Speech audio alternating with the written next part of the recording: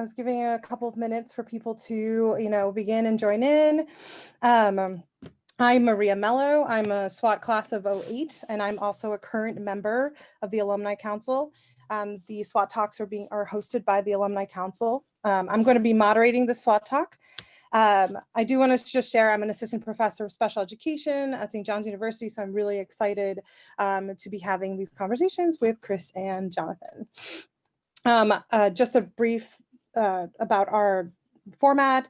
In the first 30 minutes, Chris and Jonathan will present and talk. I'll ask some questions. And then in the second half, we'll do a Q&A. Please write your questions for Chris and Jonathan in the chat box.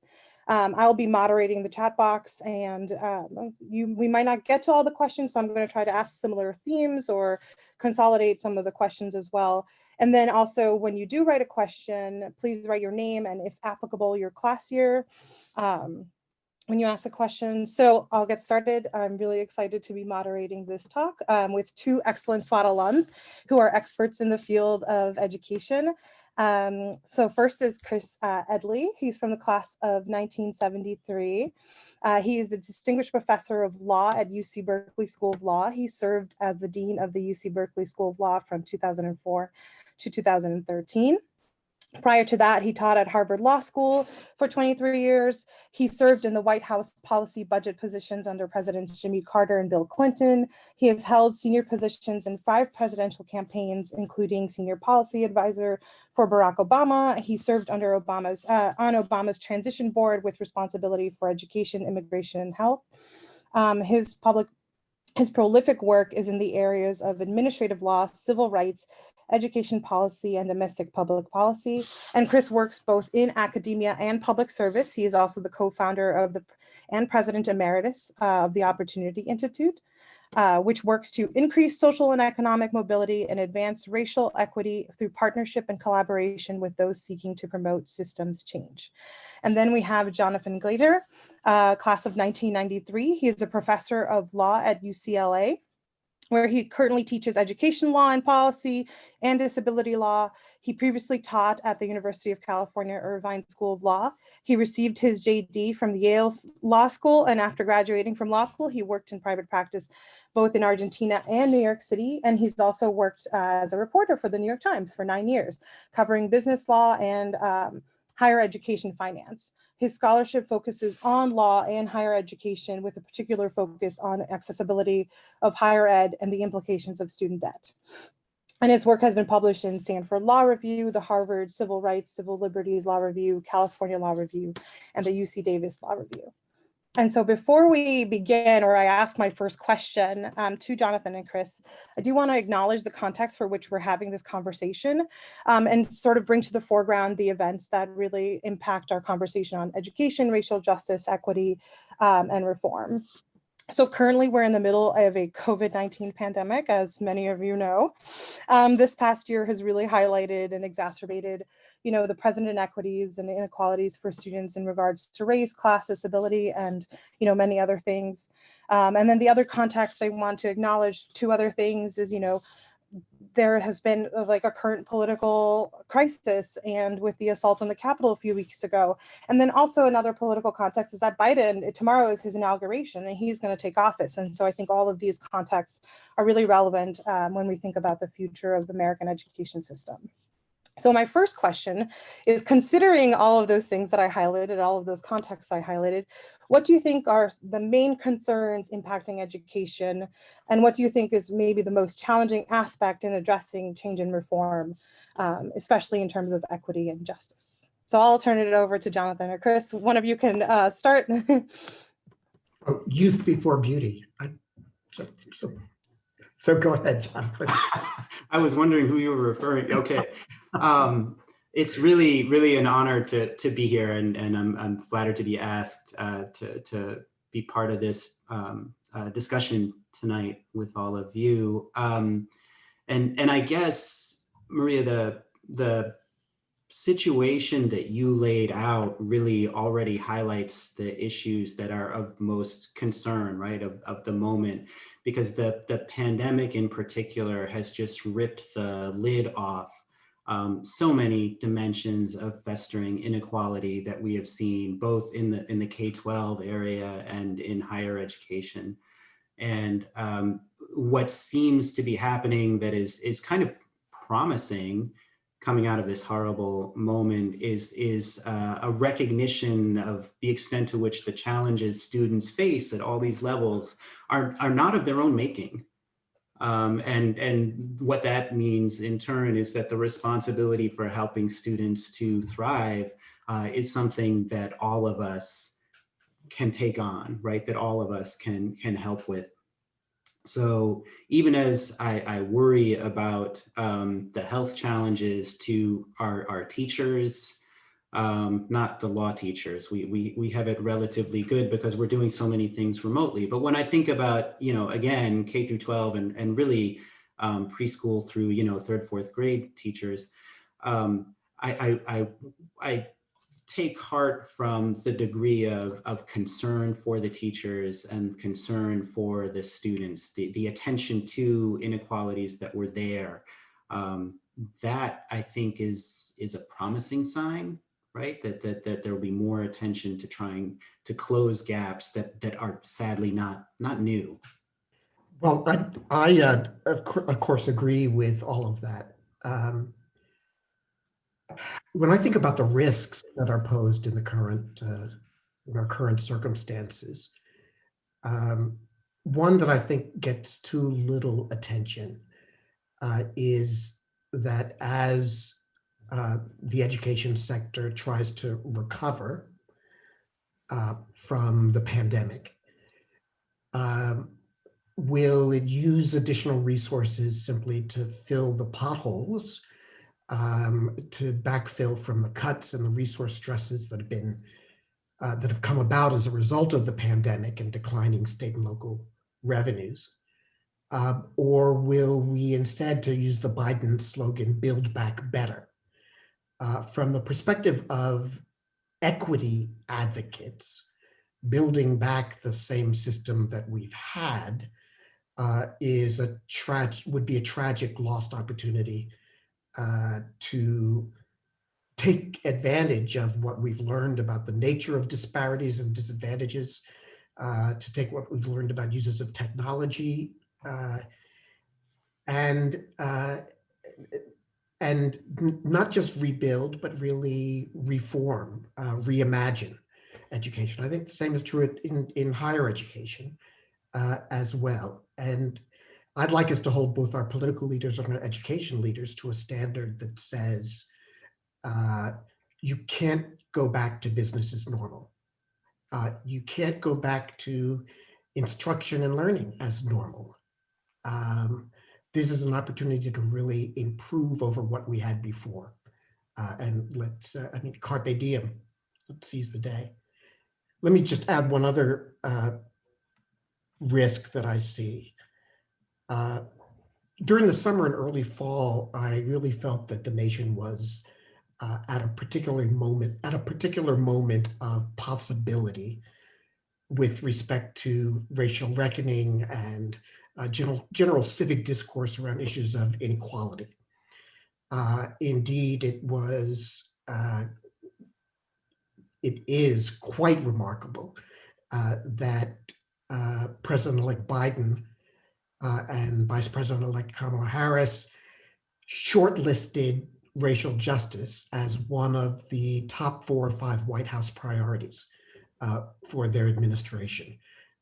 That's literally unprecedented, at least certainly not in the 20th or 21st centuries. But in the wake of what's happened since the election and the insurrection of January 6th, I really do wonder whether some of that opportunity for a transformation in our framing of social justice, whether we've lost some of that possibility, whether that moment has become tarnished, tainted, if you will, by the desperate need we have to relieve ourselves of some of the toxicity that's arisen since the election. Yeah, I mean, I think, oh, were you going to say something, Jonathan? Go ahead. Oh, okay. I was going to say, you know, I think you all brought up good points. And I think that then my next question would be, given all of that, you know, what's the first step that's necessary to address those challenges and those barriers? You know, what does it look like in terms of actionable steps that we can take in for a way forward in education reform or reimagining, which I really like that you said that, for both policy and practice for teachers. So whenever I'm working on policy issues, policy change issues, I always think in terms of what's the inside game and what's the outside game. With respect to the inside game, the question is whether officials, people with authority, people with power, who hold these positions of influence, whether they set a higher standard for themselves and for what they can accomplish. We want them to, I think, have a mindset that goes beyond repairing, and instead recognize that, especially for the most vulnerable populations, we were doing a pretty poor job, a quite poor job, before the pandemic. And so going back to normalcy is not at all what we should want. This is an opportunity to break some old habits, some old patterns. In terms of the outside strategy, I'd say that advocacy groups, education reform groups, civil rights groups, et cetera, should demand that this not just be, that the pandemic recovery not just be about repair. That I always say that when interest groups, advocates meet literally or figuratively with policymakers, with leaders, they should have a specific list of asks. Go into the meeting not just with a list of complaints, but specific things you're asking for in return. And in these circumstances, the ask to education leaders at all levels should be, tell us what you're doing, tell us what your plans are to do differently, things that you were doing poorly before, and how can we hold you accountable for making that leap in ambition. Jonathan? Yeah, I would, I like the inside outside paradigm. I have been thinking about it as almost micro and macro, because the question, Maria, is really at one level completely overwhelming. Because I think one of the things Chris is rightly calling for is we need to rethink what our goals are.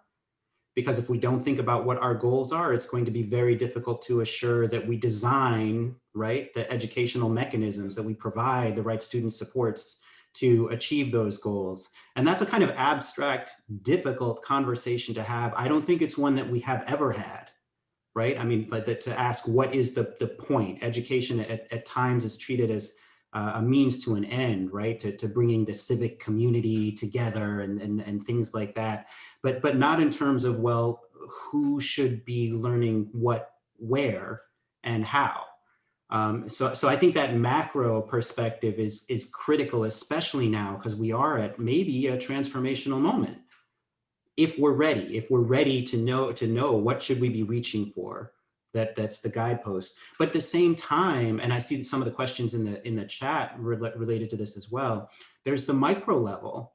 And that's even more overwhelming because there are so many things, so many problems, so many inequities to be addressed, right? The particular challenges different kinds of students are facing right now related to the pandemic that have been worsened even from what they were before the pandemic.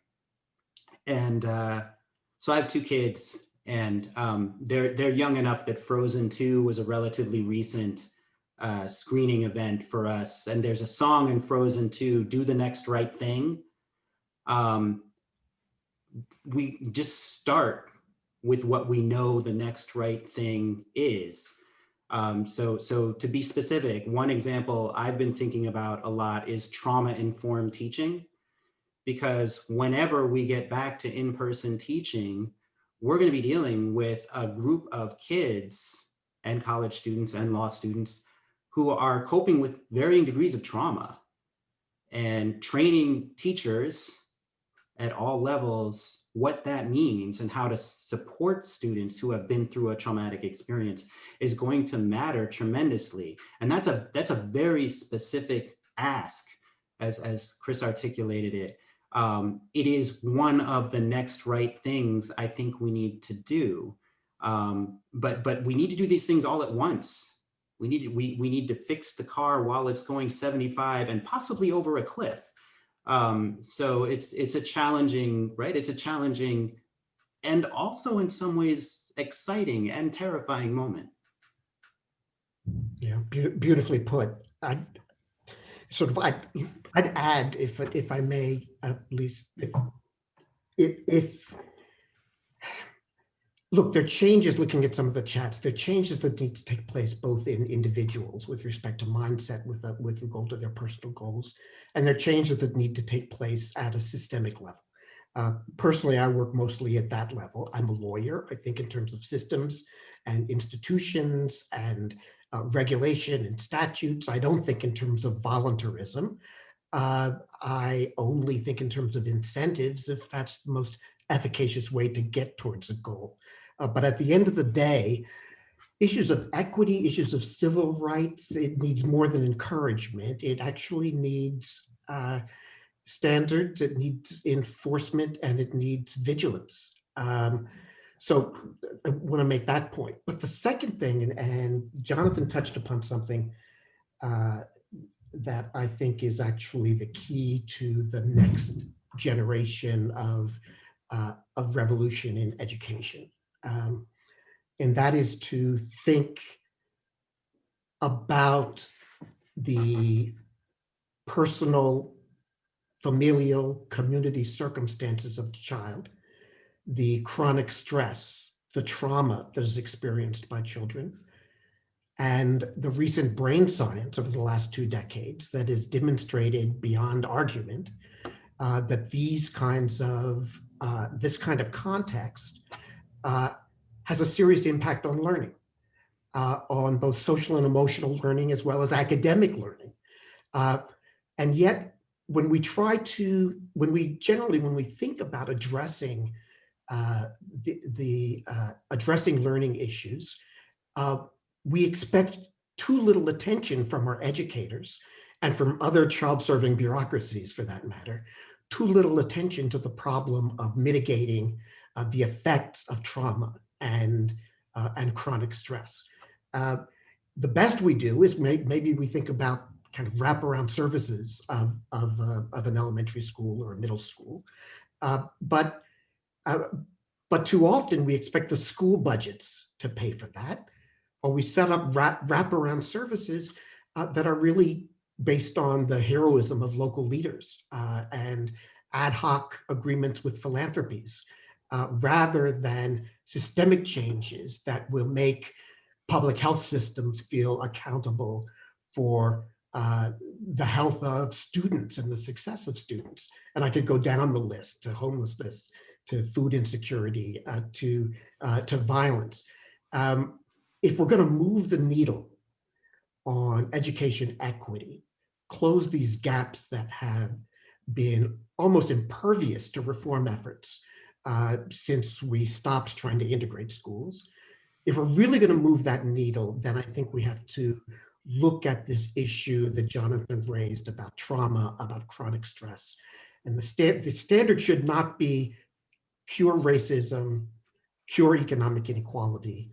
The standard we ought to hold leaders accountable to is, are you doing what you can do?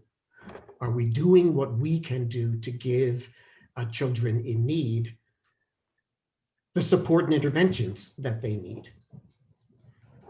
And just, I'm trying to watch the chat, which is overwhelming here as I'm also listening, but I want to add one, there is a connection. I want to respond to a couple things, but there is a connection between the observation about stress and anxiety and the chronic effects and racial justice. Some of the most depressing research I've read recently in biological sciences has looked at the physical manifestations of chronic stress related to instances of perceived racial discrimination.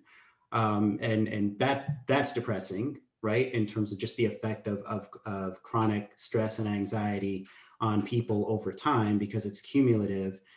It also can be passed on to the next generation, so the kids as I understand it, are essentially pre-stressed. So these things are linked. When we think about trauma, when we think about stress, it's not which makes all of it more daunting, right? It's one more dimension of the problem that we have to keep in mind. And the point was made in the chat, and I want to echo it. It's very critically important that the teachers are traumatized too, and the teachers may not have been trained how to engage in self-care. They may not have access to the kind of support that they need in order to cope and support with their students as effectively as they want to. And that is just one more manifestation of inequality, right? Which is the big picture driver that we're so concerned about. I'll stop. I have more to say about that, but I'll stop. It's an interesting contrast, Jonathan, the way we have begun to think so seriously about the traumatic, the trauma felt by people in healthcare, the doctors, the nurses, the nursing assistants. But very little has been said about the trauma facing the teachers. And it's what people are going through now, but it's also when students return to school, the expectations of how quickly we will be able to make up learning losses. Teachers are going to be feeling extraordinary pressure, unprecedented pressure. Some of it generated by themselves, some of it generated by their circumstances.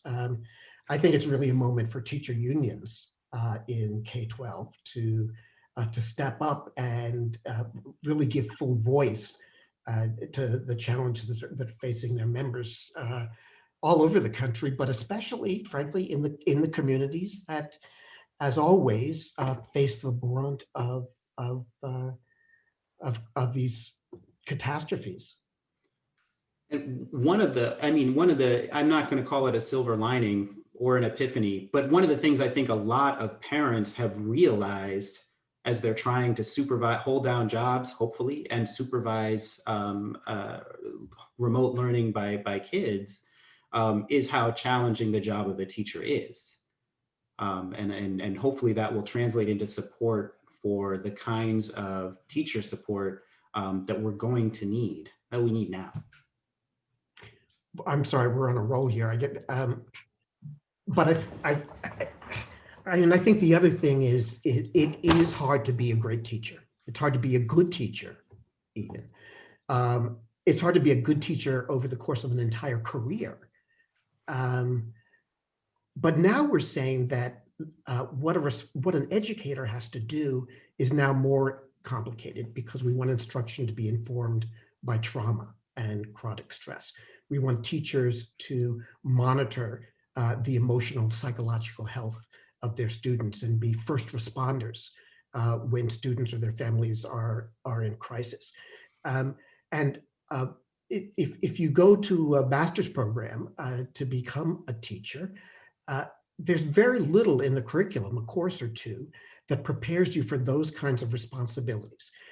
So we are expecting more of teachers, and they deserve the compensation and the professional preparation to take on those challenges. But I think we have to also keep reminding ourselves, it can't just be left to the teachers and to the schools.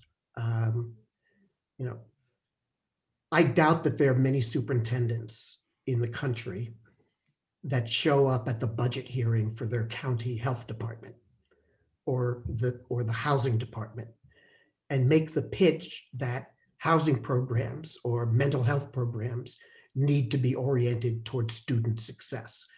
So teachers, school administrators need allies beyond the school walls.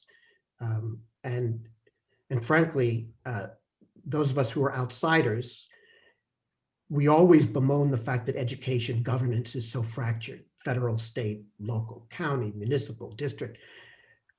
The only plus side to that, as far as I'm concerned, is that it means that all of us can play a role, because all of us can find an opening at one of those levels of governance, at one of those levels for healing. There's so much work to go around.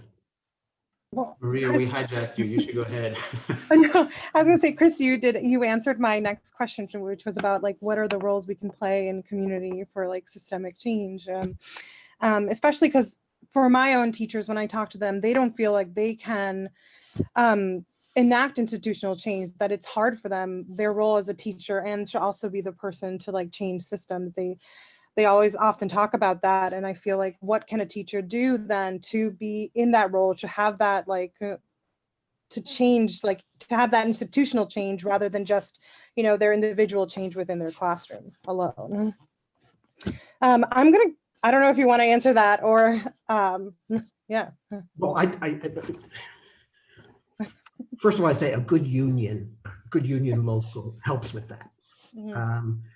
I mean, unions, a part of their core mission is to organize. Mm-hmm. And the best unions today are not just organizing around issues like compensation. They're arguing around reforms, and they're not just arguing on behalf of themselves, but they're going on strikes to get more resources for textbooks. So I think the new teacher, the new model of teaching has some organizing skills.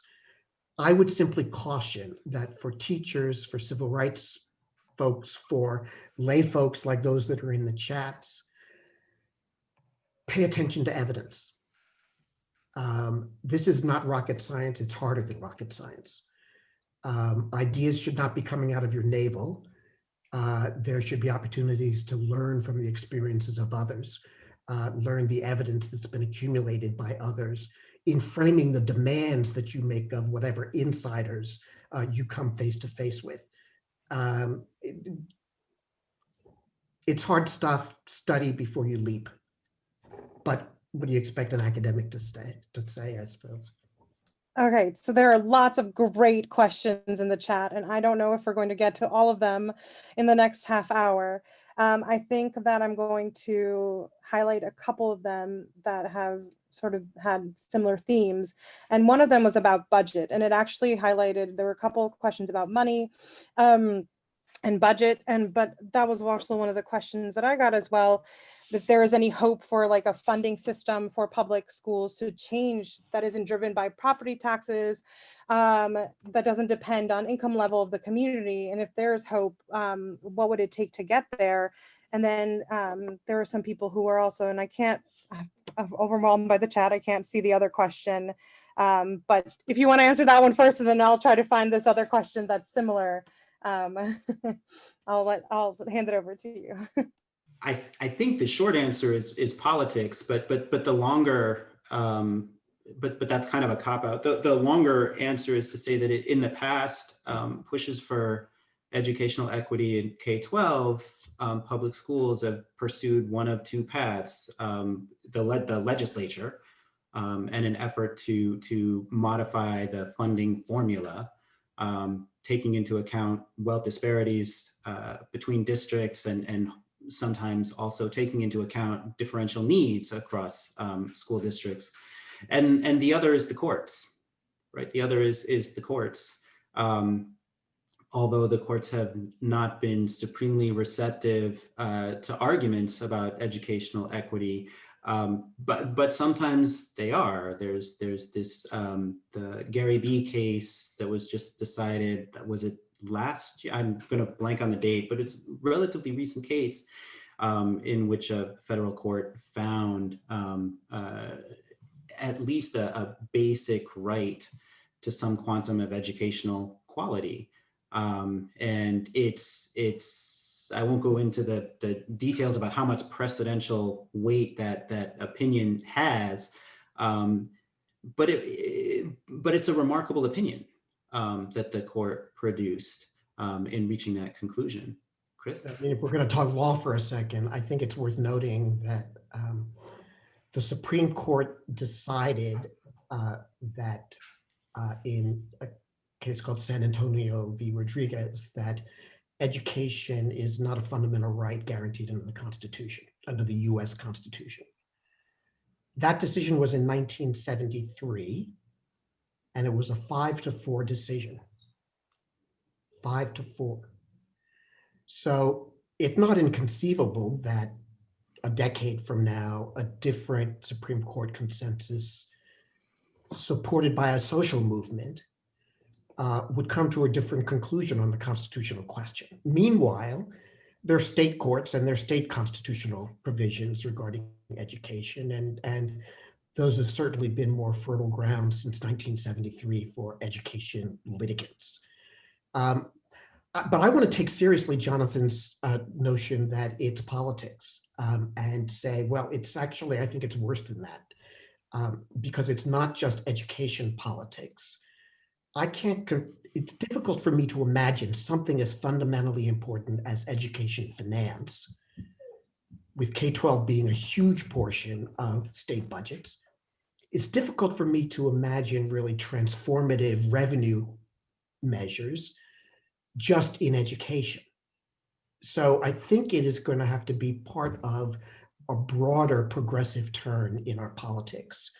And in that sense, that broader progressive turn means an alliance between those of us who are fighting the education battlefront with those who are fighting the healthcare battlefront, with those who are fighting, you name it. And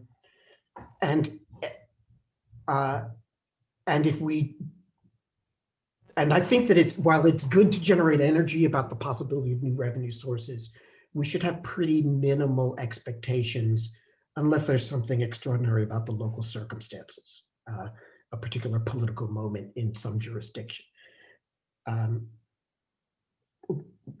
Why don't I stop? I'll stop there. There was a question about higher ed earlier. We haven't talked much about. Yeah, there was a question about higher ed. I was actually trying to find that question.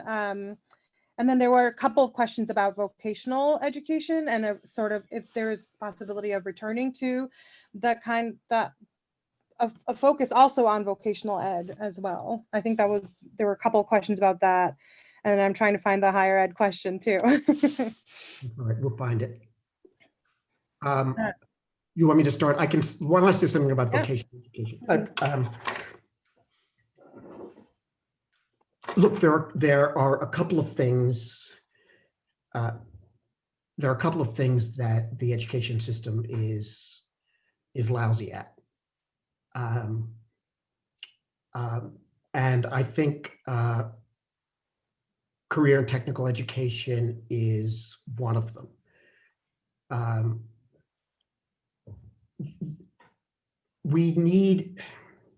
Let me put it this way, there does not exist a broad plan for the systemic changes needed to yoke the community college and technical college experience with the labor market. It's very hit or miss. It works a third, maybe a half of the time, but there's been too little research. There's been too little accountability. People are diverted into this public versus private college morass. I'd say forget the private colleges, let's just focus on the public colleges and try to get it done. That the harder issue is how to do it well. And I mean, I could list 20 things that have to happen before we can do it well. But it's not just important for 19-year-olds. Increasingly, it's important for lifelong learning. Robots will come. What are you going to do? You need to be trained to do something else. It's related to unionism. When we take on these other jobs, if we have more people aspiring to voc tech careers rather than so-called professional white-collar careers, then we have to ensure that they can earn a good living. They can earn a middle-class living. And without unions, that's going to be difficult to achieve. So these things are all interconnected, but I don't think that is really cause for despair. It's cause for being very intentional and analytical about what we have to accomplish. And then it requires different people focusing on different areas of battle. And we don't all have to fight on the same battlefield because there's so many battlefields if we're going to win that war. But elites, like everybody on this Zoom, elites and the people who do research and the people who are policymakers have systematically undervalued voc-tech education and trumpeted the importance of a BA. And a BA has to be available, but there have to be alternative pathways, and there has to be lifelong learning. We can't even strike good trade deals because we don't have a lifelong learning system that will help workers affected by international trade make a transition into new careers. That's the theory, but in practice, we abandon them. So voc-tech is really bilingual education is another one. English language learners, we do a terrible job, a terrible job. I don't know if you want to add anything, Jonathan. I was going to jump to the higher ed. Yeah, Just because we haven't really talked about that yet, but I don't know if I have some thoughts, but if you have a specific question that you were able to track down. I was able to track it down. You can share your thoughts, but I can also address higher ed if you want to, whichever way you want to go. Okay, I'll share my thoughts. You tell me if it answers the question. If in any of the conversations about higher education, especially at this moment, right, student loans is one of the biggest issues that we're dealing with, and it implicates both who pays for college, right? It's really a cost allocation problem. It's a financing structure problem, but it also implicates the life impact of indebtedness on students. And so there was this element of the Biden platform of calling for a degree of cancellation of student debt, which would fix one of those, but not the other, right? It wouldn't fix prospectively the problem of college costs. And I think this is one of those places where there are a number of useful insights that need to inform our conversations better, more effectively than they have in the past. And one of them is to see that it is a cost allocation problem, right? To see that what has happened over the past really 30, 40 years has been a reallocation of college costs away from the states and the federal government and onto students and their families. And that was a political development, right? Not one that I think was especially considered, but it was a political development, which means it's something we can just decide to do differently, right? We can just decide to do it differently. And the impact of the outstanding debt, we're still getting more and more information, more data on the effects of student indebtedness on borrowers' lives, after they graduate, after they don't graduate, but still face the repayment obligation. Frequently in some of the debates over cancellation of this indebtedness, the argument is made that this is regressive, right? Which I think starts from, and I want to address that because if no one's asked, they will ask about that concern. And what I would say is, if we're in a world where we can do one thing to try to narrow an aspect of inequality, worrying most about graduates, especially heavily indebted graduates who tend to be the graduates of professional programs, medical schools, elite higher education. Maybe that's not the best place to allocate funds. but we're not in that world where that's the only thing, the only step that we can take, right? And there are ways we can cancel debts that are a little more nuanced than we currently do.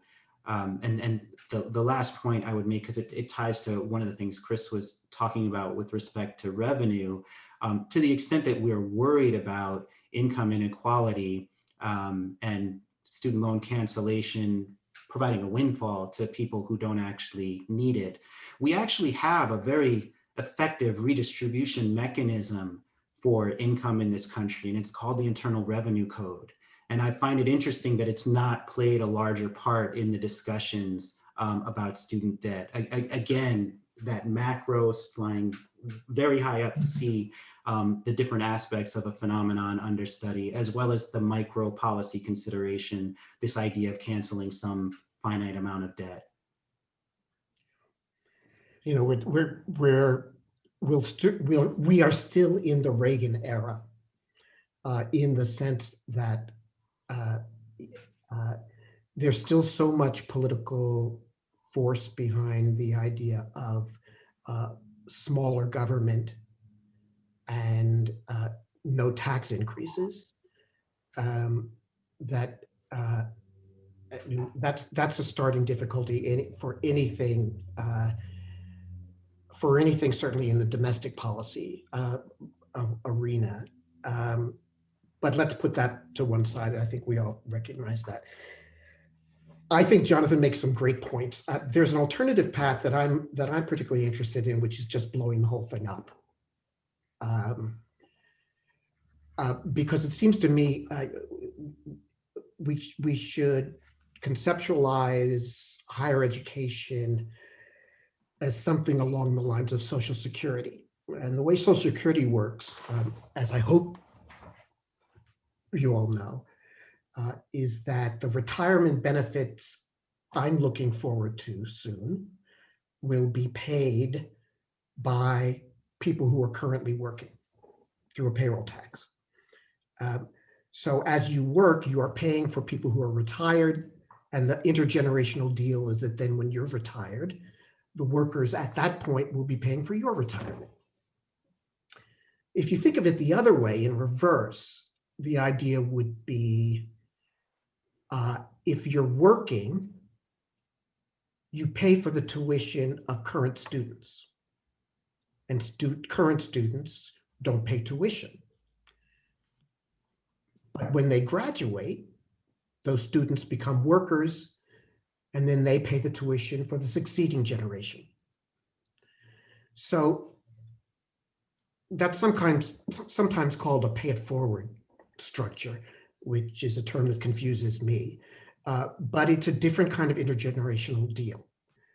The amount that you pay back when you're working would be scaled to the cost of the college that you attend. But just like Social Security, or just like a big insurance program, you can't opt out. Everybody in a state's public university system would have to participate. The people who want to become teachers, as well as the people who want to become Wall Street bankers. Everybody has to be in the system. And the current money that we spend on financial aid should still be used, just not for tuition. It should be used for housing, for other kinds of non-tuition costs of attendance. But the broader abstract point is that if we think of an investment in higher ed, whether it's Voctech or a BA in Celtic poetry, it's an investment in human capital. And paying for an investment in human capital the way we're doing it now does not make sense, it seems to me. And the system I'm proposing would also have the benefit, you can think of it as socializing the debt on the back end. But it's in a way that I think would open up enormous opportunities to people for whom tuition is,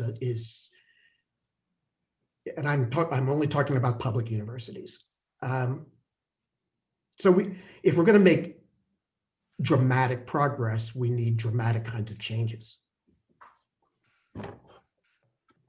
So there's a question in the chat about the extent to which cost is dominating conversations around education reform, K-12 and higher ed.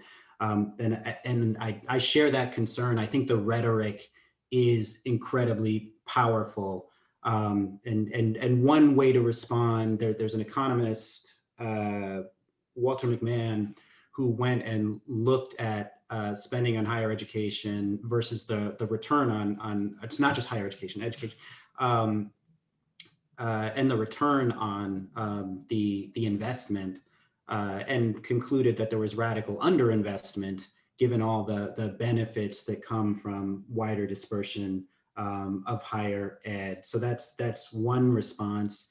The other way is to recapture the idea of education as a public good, the way Chris is articulating it, right? As opposed to a private good. The idea being that education provided to others is a benefit to each of us, and therefore we should all be willing to subsidize extensively the availability of the education, right? It produces benefits for all.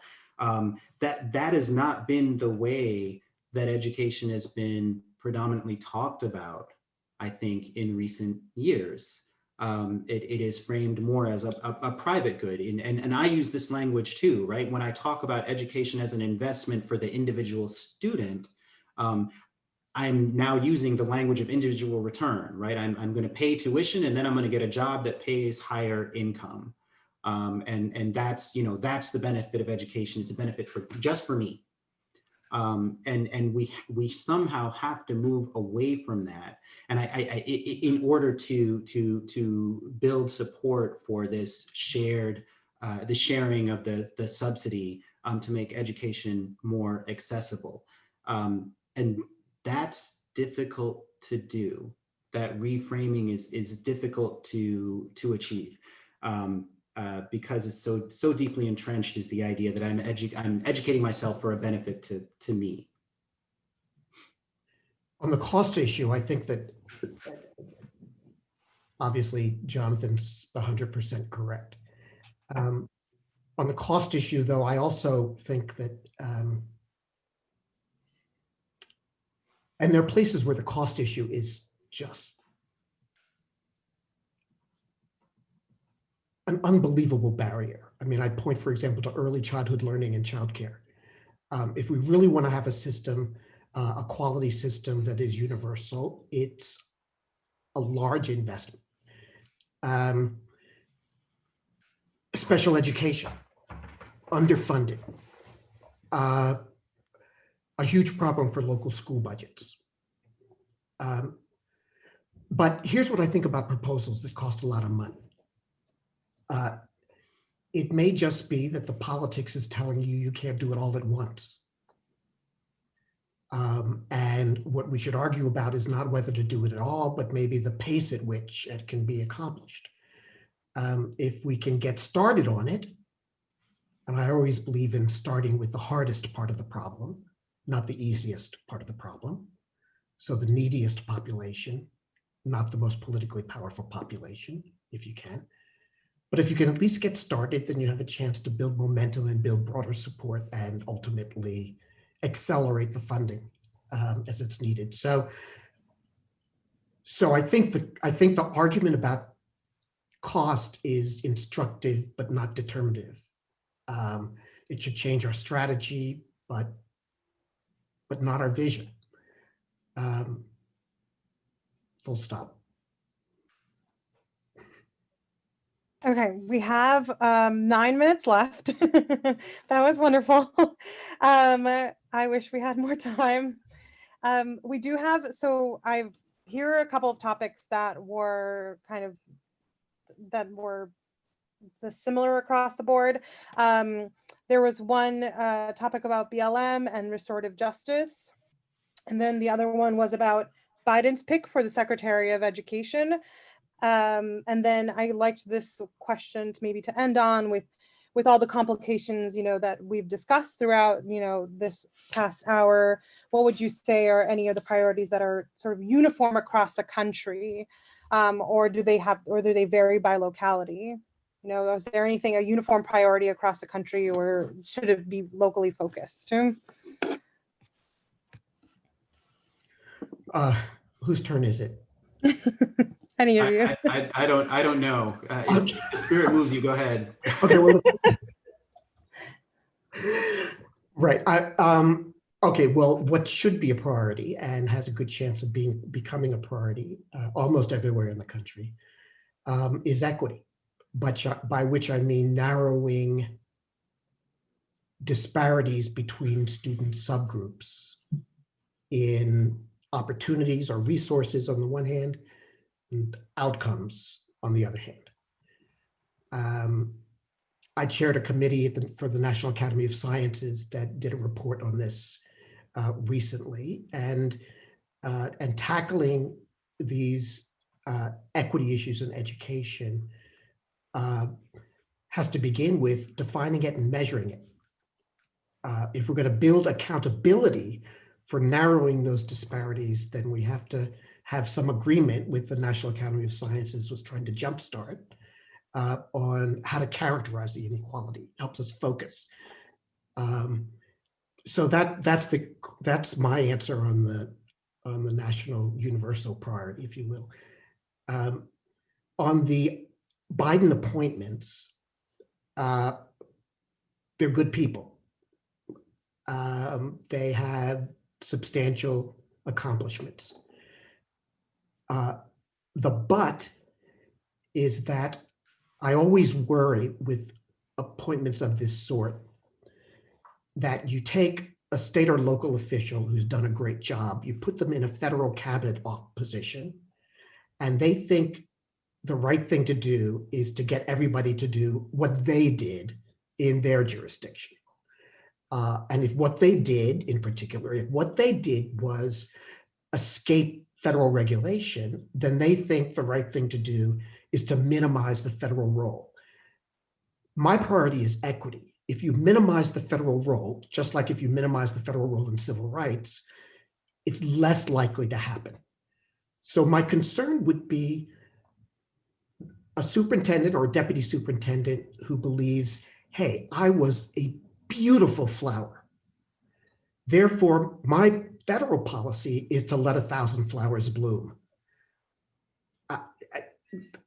No. So they have the experience, but I hope they're open to really adopting a genuinely national perspective on power, on finance, on aspirations, a vision, if you will. Well, I missed one of your three, but I think I've said enough. Go ahead, Jonathan. Okay, that's hard to follow, but I guess my message in particular for this audience would be to take what Chris is saying about inequality as the core focus and to implement it by questioning policies and practices that produce those inequalities. And this is one of the things that the pandemic is forcing us to do, right? We're doing things now in response to the pandemic that institutions resisted for decades before the pandemic, right? When I look at the number of institutions that dropped use of the SAT in admissions, for example, right? Something that has been called for quite a long time because of the racially disparate effects of taking those scores into account, excuse me. And now attitudes are changing. So this is an opportunity to question what are the things that have been done a particular way with a particular effect that have been taken for granted and unquestioned and untouchable for so long. Think about how else might we do it. I think Chris has offered a couple illustrations over the course of the hour of how we could imagine things differently, right? If we thought about the course of education K-12 all the way up as not trying to sort students, not to recreate a hierarchy, because remember, once you've got a hierarchy, you got to have inequality. Otherwise, there's no point, right? There's got to be a reward for being at the top. So if you're trying to address the inequality, you got to start looking for ways to undo the hierarchy, and the other way around, which brings me back again to looking at those policies, practices, ways we do things that contribute to inequality, and saying, well, wait a minute, what if I try to do something else? What tools would I use? Beautifully put. If I could add just two last things. One is, Yeah, no, go ahead. there's a hugely, I think, important question that Meg Slotkin asks in the chat. Does it do any good at all for me, an experienced and currently stressed teacher, to spend an hour after school helping kids in need? I feel daunted and ineffective in solving the big systemic challenges.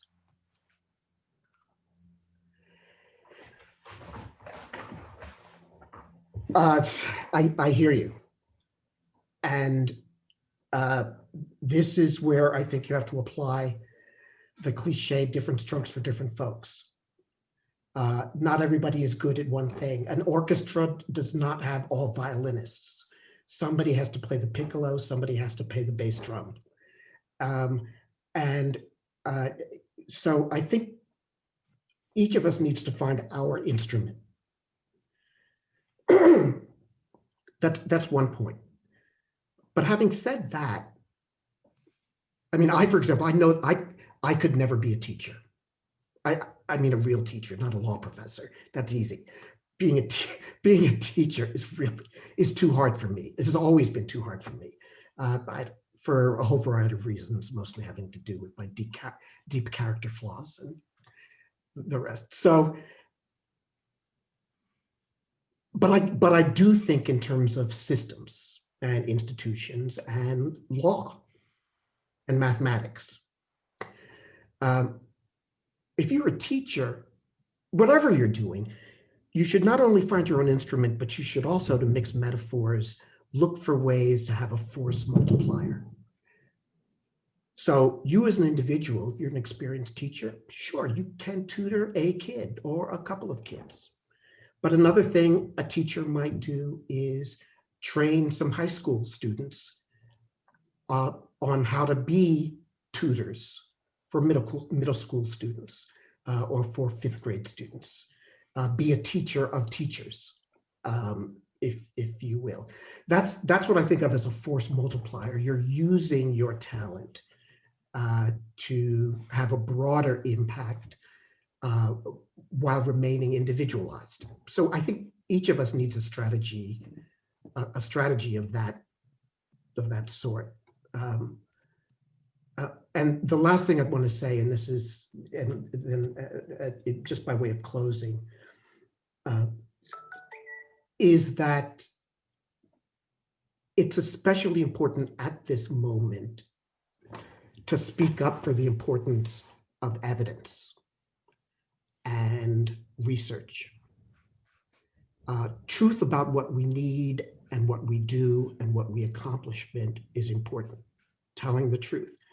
Not making all the decisions based on intuition or politics, but looking for evidence to guide us on important choices.